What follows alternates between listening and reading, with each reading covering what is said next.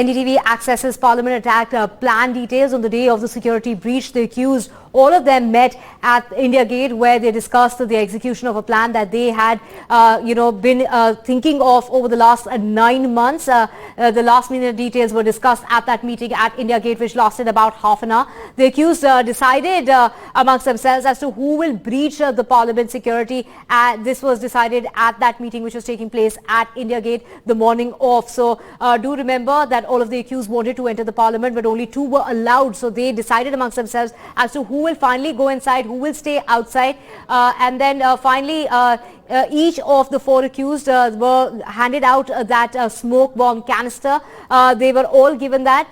Do remember, all 4 have now been arrested. That is where they were given the canisters. Those canisters were bought from Latur by Amol Shinde, who was found outside the Parliament, and finally collected by Sagar Sharma, who was jumping inside the Parliament. He collected those canisters from Kurla. Now, when they had gone inside, they had hidden those canisters inside their shoes because a cavity was made inside the shoes. At the time, they had decided that they might throw those canisters, but they decided to keep them in their hand in order to give out a message that the smoke bombs are harmless, and they just want to highlight issues like unemployment and inflation, which is what they had written on those pamphlets perhaps, but they didn't get time to actually take those pamphlets out. Now, they were planning on distributing those pamphlets, throwing them in the house as well, but before that they were nabbed and they were cornered. But on the day of the attack, the Sagar Sharma went and bought flags of India from the Delhi Cant area as well as Sadar Bazaar. To remember, in the morning at about 5:30, he had left Gurugram, the house at which all the accused were staying.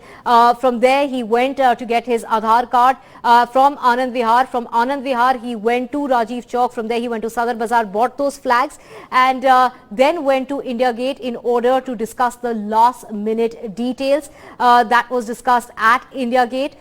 It's from there. Before that, of course, they were all staying in that house, in a one-storied house at Vicky Sharma's house in Sector 7 of Gurugram. Vicky Sharma, his wife, have been detained. They are being questioned. But that entire episode outside Parliament was being recorded, and it was being recorded by their accomplice called Lalit Jha, who's still on the run. He had taken his mobile phone. He was recording what was happening. He also managed to collect all the other mobile phones that were being used by the accused, and he continues to be on the run.